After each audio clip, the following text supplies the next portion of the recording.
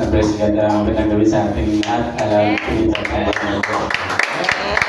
Salamat sa ating mahal na ibig. Salamat sa Panginoon na muli ay nakatayo na naman. Nakatayo na naman kami sa pulpit.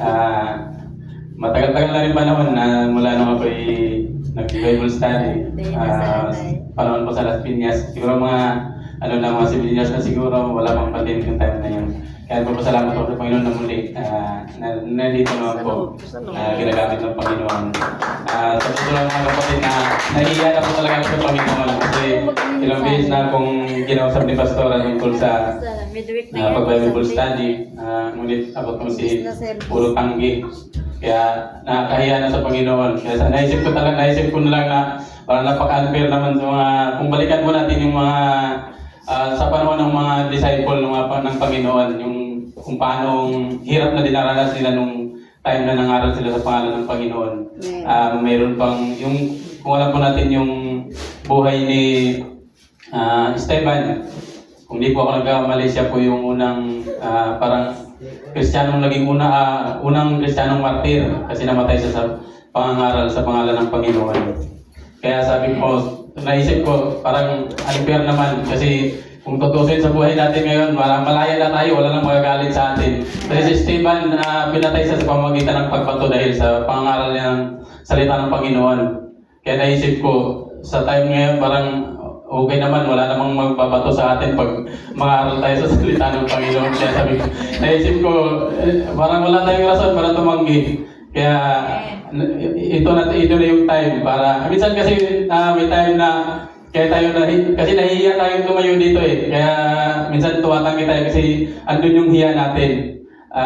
Kinakabahan tayo. Kaya tayo kinakabahan kasi nahihiya tayo dito kasi isipin natin ba magkamali tayo sasabihin. Pero ito siguro yung time na tanggalin natin yung hiya. Maging walang hiya na tayo sa Panginoon.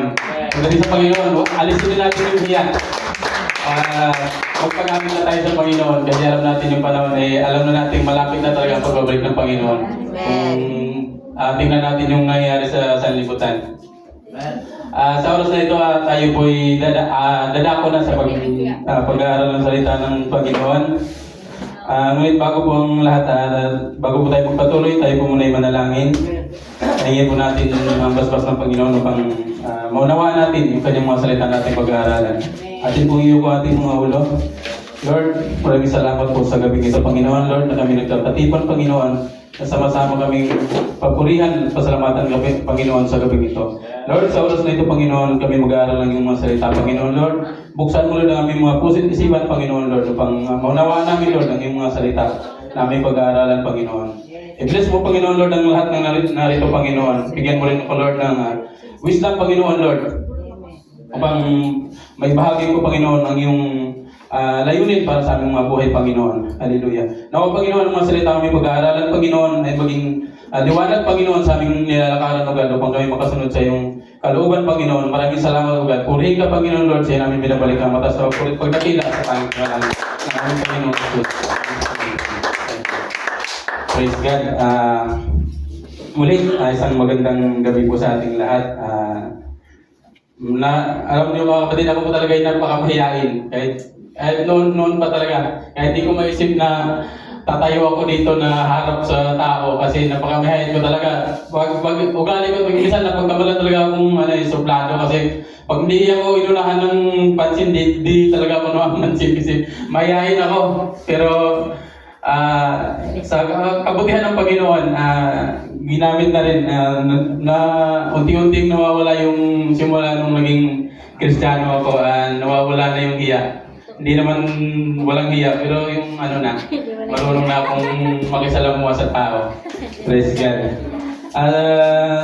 Sa oras na ito, ang ating pong pag-aaralan ay patungkol po sa mga pagsubok, trials, pagsubok sa buhay nating pinagdadaanan. Yung alam natin yung pagsubok ay parang kakambal na sa ating mga buhay. Kahit sino sa atin pwedeng makaranas ng mga kapigatian. Kung anumang lahat ng mga pagsubok na pwede nating maranasan. Ang pamagat po ng ating pag-aaralan ngayong gabi ay how to overcome trials. Paano nga ba natin ma-overcome? Paano natin mapagtagumpayan yung mga pagsubok nating pagdadaanan? Di ba nga nabanggit pagsubok? Kasi pagdating sa pagsubok, lahat tayo, parang ano yan, parang universal yung pagsubok. Walang ano, parang kahit sino, pwedeng, walang accepted pagdating sa pagsubok. Kaya, nais lamang ng Panginoon na i-remind sa atin na kung dumanas mo tayo ng pagsubok, alam na natin kung anong dapat natin gawin. Kasi minsan, yung pagsubok na pinagdadaanan natin na mayroon siyang dalawang naging epekto sa ating pananampalataya. Mayroon siyang positive at saka negative effect sa ating pananampalataya. Minsan yung naging positive effect, naging pag dumaranas ka ng pagsubok, lalo kang lumalapit sa Panginoon. Lalo tayong naging matatag pagdating sa pag nakaranas tayo ng pagsubok. Ngunit nakakalungkot man isipin minsan yung mga kahit matatagal na sa pananampalataya, pag dumaranas, marami na tayong naririnig ng mga kwento, maraming mga patotoo na yung mga kapatiran natin na matatagal na, dekada na sa pananampalataya. Ngunit nung nakaranas ng mga pagsubok, yun yung naging dahilan kung yung panlalamig nila sa pananampalataya. Yung iba na nagbabackslide, yung iba buwabalik sa dating sa gawain ng mundo, buwabalik. Kaya yun yung nais ng Panginoon na nire-remind tayo ng Panginoon na dapat kung tayo may dumanas ng pagsubok, dapat lagi natin alam natin yung ating mga gagawin. Alam natin kung sino yung ating dapat lalapitan. Dito po natin pag-aaralan ay babasahin po natin, makipagbukas po tayo sa aklat ng Mateo chapter 15 verse 22 hanggang 28. Matthew 15:22. At narito isang babaeng Kananya na lumabas sa mga hangganang yaon at nagsisigaw na nagsasabi, "Kahabagan mo ako, O Panginoon, ikaw na anak ni David. Ang aking anak na babae ay pinahihirapang lubha ng isang demonyo." 23. Datapwat siya ay hindi sumagot ng anumang salita sa kanya at nilapitan siya ng kanyang mga alagad at siya ay manhikan na nagsasabi, "Paalisin mo siya sapagkat nagsisigaw siya sa ating hulihan." Datapwat siya sumagot at sinabi, "Hindi ako sinugo kundi sa mga tupang nangaligaw sa bahay ni Israel." 25. Datapwat lumapit siya sa kanya'y sinamba at nagsasabi, "Panginoon, sakluluhan mo ako." At siya'y sumagot, sinabi, "Hindi na dapat na kunin ang tinapay sa mga anak at itapon sa mga aso." 27. "Oo, Panginoon, sapagkat ang mga aso man ay nagsisikain ng mga mumo na nangalalaglag mula sa dulang ng kanyang Panginoon." 28. Nang magkagayoy, sumagot si Jesus na sinabi sa kanya, "O babae, malaki ang pananampalataya mo. Mangyari sa iyo ayon sa ibig mo at gumaling ang kanyang anak mula sa oras na iyon." Amen. Purihin ang Panginoon sa pagbabasa ng mga salita. Muli isang malakas na palagpak sa ating mga Diyos. Dito po sa ating binasa, dito po natin makikita yung buhay ng isang Kananea. Kung paano niya napagtagumpayan yung kanyang pagsubok, paano niya siya'y dumanas ng pagsubok. Nakaranas siya ng pagsubok sa pamamagitan ng kanyang anak na pinahihirapan, sabi nga dito sa verse 22, sa last part ng verse 22. Sabi dito, yung anak ng babaeng Kananea pinahihirapang lubha. Ibig sabihin dito, sobra-sobra yung pahirap sa kanyang anak. Parang ang hirap pag isipin natin bilang sa magulang pag nakita natin yung ating anak na kahit nga may lagnat lang, parang ang hirap. Nandun yung pag-alala natin, nandun yung nag-worry tayo. Ano ba itong babaeng Kananea na yung grabing pahirap, yung nakikita niya yung kanyang anak na sobra-sobra. Yung lubhang pinapahirapan ng demonyo, yung sinasapian, yung na possess, sinasapian ng demonyo. Kaya dito natin makikita yung paano niya na-overcome, paano niya napagtagumpayan yung pagsubok ng pinagdadaanan ng isang babaeng Kananea. Dito po sa ating pag-aaralan, meron po tayong 4 na tatalakayin upang yung mga paraan upang paano natin mapagtagumpayan yung mga pagsubok nating pagdadaanan. Dito po tayo, medyo mabilis na naman itong ating pag-aaralan. Dito po tayo sa number 1. kapag tayo po'y nakaranas ng mga pagsubok, sabi dito, fight your battles in God's court. Pag tayo po'y nakakaranas ng pagsubok, para tayo naging paglaban, para tayong dumadaan ng giyera. Kasi andun yung kaba, andun yung pag-aalala. Kaya sinasabi dito ng Panginoon na dapat kung tayo'y dumaan ng pagsubok, dalhin natin sa korte ng Panginoon yung ating laban, yung ating pinagdadaanan. Doon natin ilapit sa Panginoon dahil sa korte ng Panginoon, andun ang kasagutan. Sabi nga, Jesus is the answer. Andun yung kasagutan, lahat ng ating kasagutan, idulog natin sa Panginoon yung ating mga pinagdadaanan. Sabi, balikan natin dito sa ating binasa kanina sa verse 22. Sabi dito, at narito ang isang babaeng Kananea na lumabas sa mga hangganang yaon at nagsisigaw na nangagsasabi, kahabagan mo ako, O Panginoon, ikaw na anak ni David, ang aking anak na babae pinahirap ang lupa ng isang demonyo. Dito, yung babaeng itong Kananea, pagbalikan natin yung sinabing Kananea, yung Kananea kasi ay hindi siya lahi ng mga Israelita. Pero alam ng babaeng ito na kung saan niya dalhin yung kanyang laban, kung kanino siya dapat lumapit. Kahit hindi siya kabilang dun sa lahi ng mga Israelita. Sabi pa nga dito sa part ng sabi dito, ikaw na anak ni David. Ito pag sinabi kasing anak ni David, pag balikan natin yung sa lumang tipan, yung pag sinasabing anak ni David, ito'y tumutukoy sa pagiging Mesiyas ng Panginoon. Itong babae Kananea, alam niya na si Jesus Christ ang Mesiyas. Kaya alam niya kung kanino lalapit.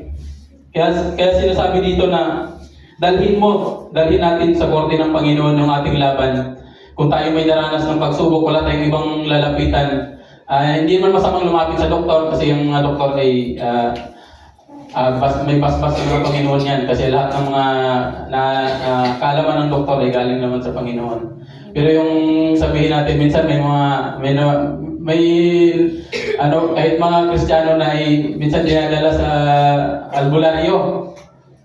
Minsan yung may nakikita pa minsan mga bata na nababati, nilalawayan. Nilalawayan ng kasi nagpermisyo ba yung bata? Nilalawayan. Paano ko yung laway nung naglaway, may virus, dinahawa pa yung bata tuloy dun sa palaway-laway. Kaya dito sinasabi, wala tayong ibang lalapitan kundi ang Panginoon lamang kung tayo dumaranas ng mga pagsubok. Kaya dito makikita natin yung babaeng Kananea na alam niya kung kanino dapat siya lumapit. Walang iba kundi ang ating Panginoon. Yan po yung sinasabi dito sa ating number 1. Fight your battles in God's court.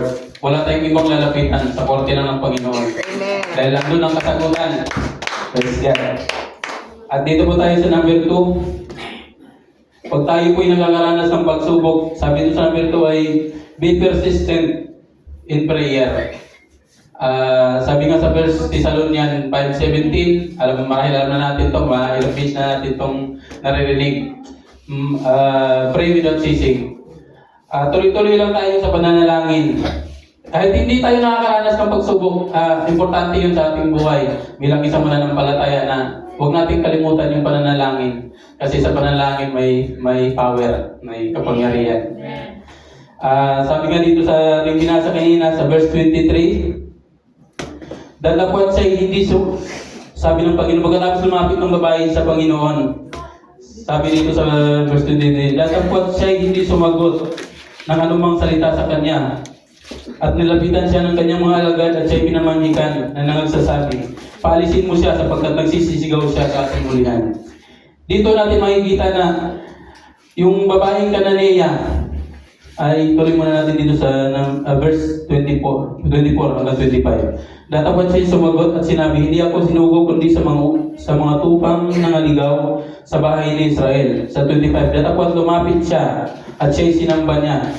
Ginawa ito ng babae. At siya'y sinamba niya na nagsasabi, Panginoon, sakluluhan mo ako. Dito natin makikita na kahit nung unang paglapit ng babae, hindi siya pinansin ng Panginoon, pero ang babaeng Kananea, tuloy-tuloy siya sa paghingi ng saklolo sa Panginoon, paglapit sa Panginoon. siguro kung sa atin mangyari yun, yung may hingian kang tulong tapos hindi ka pansinin, parang baka siguro tumalikod ka na lang na walang sabi-sabi.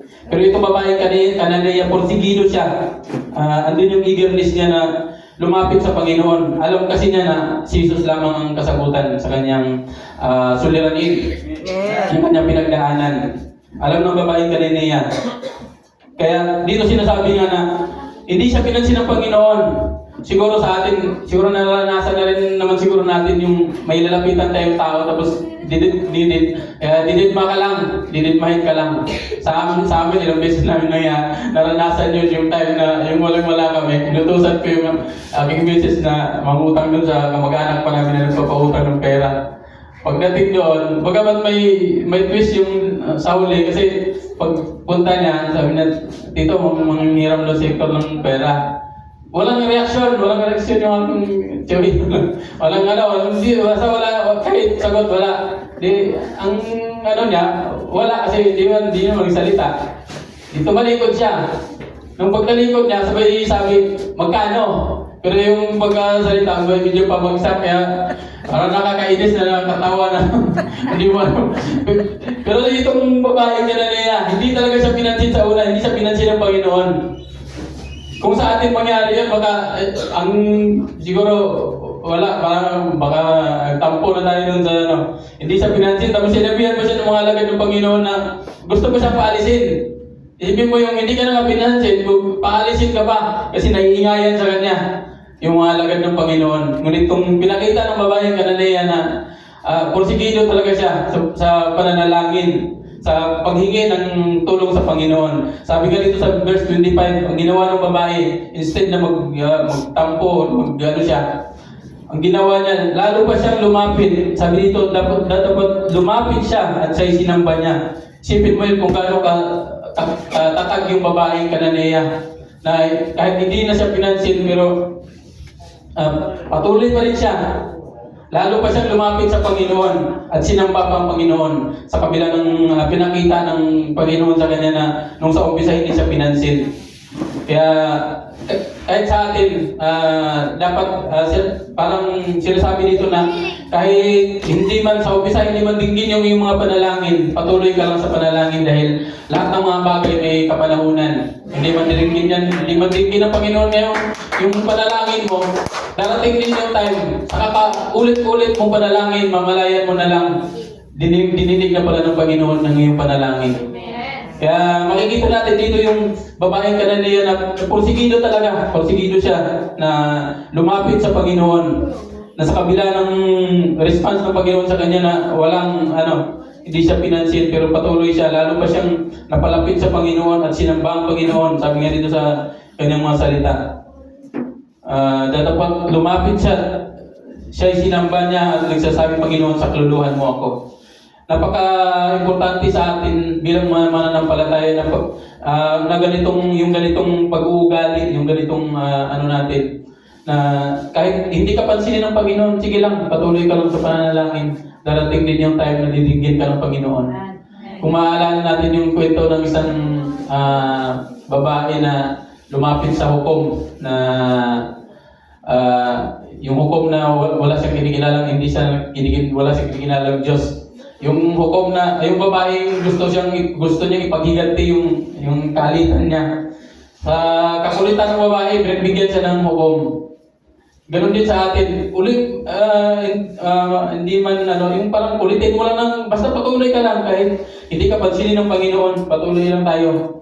Pakita mo lang na totoo kang lumalapit sa Panginoon. Na karapat-dapat ka. Yun po yung sinasabi dito na kung tayo may dumaan ng pagsubok, be persistent in prayer. Tuloy-tuloy lang, persistent, tuloy-tuloy sa panalangin. Praise God.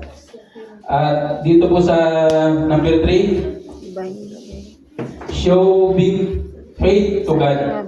Dito kailangan natin ipakita yung kung gaano kalaki yung ating pananampalataya sa Panginoon. Kailangan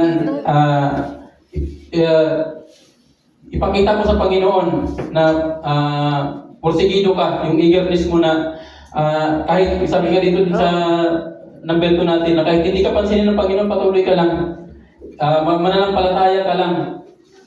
Mananampalataya ka sa Panginoon na tutugunin niya kung yung kahilingan sa Panginoon. Sabi nga dito sa, balikan natin yung ating binasa kanina sa verse 26 hanggang dito na sa 28. Sabi dito sa 26, at siya'y sumagot at sinabi, hindi marapat na kunin ang tinapay sa mga anak at itapon sa mga aso. Sa 27, sumagot yung babae datapot, sinabi niya, oo Panginoon, sapagkat ang mga aso man ay nagsisikain sa mga mumuna, malaki ang pananampalataya mo, mangyari sa iyo ayon sa ibig mo, at gumaling ang kanyang anak mula sa oras na iyon. Dito pinapakita ng babae na kahit parang binaba yung kanyang pagkatao. Kasi sabi nga dito sa 26, sabi ng Panginoon, siya sumagot at sinabi, hindi marapat na kunin ang tinapay sa mga anak at itapon sa mga aso. Ibig sabihin, hindi dapat kunin yung biyaya ng mga pinili para ibigay dun sa hindi pinili. Dito, pinakita ng babae na kahit hindi siya karapat-dapat sa biyaya ng Panginoon, pinakita niya yung nananampalataya siya na deserve pa rin niyang tumanggap ng biyaya ng Panginoon. Amen. Dito pinakita ng babae na kahit parang binaba na yung kanyang bumaba yung kanyang pagkatao dito sa dito sa verse 26. Pero patuloy pa rin yung babae sa kanyang pananampalataya. Nagpursige yung babae. Sabi nga niya dito sa 27, oo Panginoon, sapagkat ang mga aso man ay nagsisikain ng mga mumo na nangalalaglag mula sa dulang ng kanilang Panginoon. Dito natin makikita yung minsan kahit alam natin hindi man tayo karapat-dapat, pero ipakita natin sa Panginoon kung gaano kalaki yung ating pananampalataya. Na alam natin, magtiwala lang tayo sa Panginoon na didingin ng Panginoon yung ating mga kahilingan sa Panginoon, yung ating mga panalangin. Kagaya ng kwento ng isang babaeng 12 years na dinudugo. Sa buong 12 years na yun, kung saan-sana siya lumalapit, kung kani-kanino siya lumalapit, pero walang nakagaling sa kanya, kahit isa. Ngunit nung nalaman niya nandun ang Panginoon, kahit maraming tao nakikisiksik siya, kisiksik yung babaeng 12 years na dinudugo. Ang pinakagulang ng babae, mahawakan yung dulo ng laylayan ng damit ng Panginoon. Yun lang yung pinakagul niya. Doon mo makikita kung gaano kalaki yung pananampalataya ng babae. Na kahit dulo lang ng damit ng Panginoon, alam niyang gagaling siya. Amen. Kaya napakagandang basahin natin yung yung kwento. Kung mabasa natin yun sa Luke 8 verse 43 to 48, basahin lang po natin sa ating bahay pag may time tayo. Napakagandang pagbulayan yung buhay ng babae na pinakita niya yung gaano kalaki yung kanyang pananampalataya. Isipin mo, dulo lang ng damit. Mahawakan, yun yung pinakagul niya. Dulo lang ng damit ng Panginoon. Mahawakan lang niya. Alam niyang gagaling siya. Isipin mo, 12 years na dinudugo. Kahit ang dami niya nang nilapitan pero walang nakagaling sa kanya. Yun lang ang ang pinakita ng babae. Na kahit dulo lang ng damit, alam nang gagaling siya. At yung buhay nung isang pinuno ng hukbo, yung senturyon na lumapit sa Panginoon, nilapit niya sa Panginoon yung kanyang alila na nahihirapan. Ito na parang ang napakagandang isipin mo yung buhay nito mababasa natin ito sa Mateo 8 verse 5 to 13. Yung kwento nung pinuno ng hukbo na lumapit siya sa Panginoon, nilapit niya yung kanyang alila na nahihirapan, na lumpok at hindi nakakatayo. Basahin natin yung chapter 8, Matthew 8 verse 5 to 13.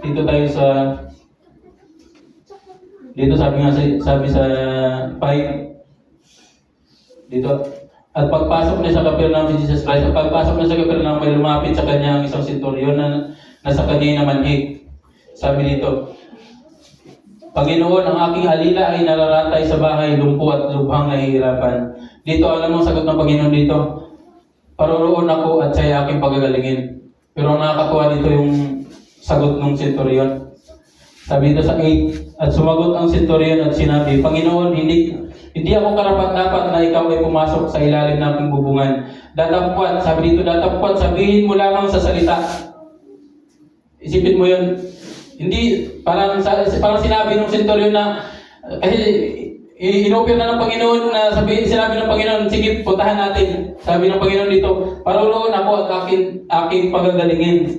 Ngunit yung, alam mo yung sagot ng centurion, parang sinabi ng centurion na hindi na kailangan Panginoon, sabihin mo lang yung salita, sabihin mo lang yung word na gagaling yung aking alila. Sabihin mo gaano kalaki yung pananampalataya. Nag-open na yung Panginoon na puntahan yung kanyang alila. Pero sabi ng centurion, huwag na Panginoon, sabihin mo lang na gagaling siya. At gagaling sabi sa verse sabi sa 13. At sinabi ni Jesus sa centurion, humayo ka ng iyong lakad. At ayon sa iyong pananampalataya ay gayon ang sa iyo'y mangyayari. At yun nga, sa oras na yun, gumaling ang kanyang alila. Dito natin makikita, isipin natin kung maabot natin yung level ng mga pananampalataya ng mga tao ito. Parang napakagaan na lang sa atin siguro pag yung dumaranas tayo ng pagsubok. Pag maabot natin yung level ng pananampalataya nila. Pag dumaranas tayo ng pagsubok, baka sabihin natin, na lang, yung isipin na lang natin, napaka-easy na lang. Sabi nga ni Pastor Nolio, kuya-kuya ka na lang pagka dumanas ka ng pagsubok. Pag ganito yung pananampalataya, ganito kataas yung level ng yung pananampalataya sa mga taong ito. Kaya dito parang pinapahayag ng Panginoon na dapat patuloy ka lang mananampalataya sa Kanya. Ipakita mo sa Panginoon na lahat kayang gawin ng Panginoon. Walang imposible. Yung mga imposible, nagiging imposible sa Panginoon. Yun yung nais na ipahayag ng Panginoon dito sa kwento ng mga taong ito. Yung gaano kalaki yung kanilang pananampalataya. Yun po yung ating number 3. Dito po tayo sa last, yung ating number 4. Dito po, use your trials for God's glory.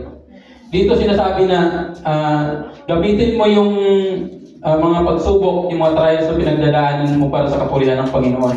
Huwag mong isipin na pag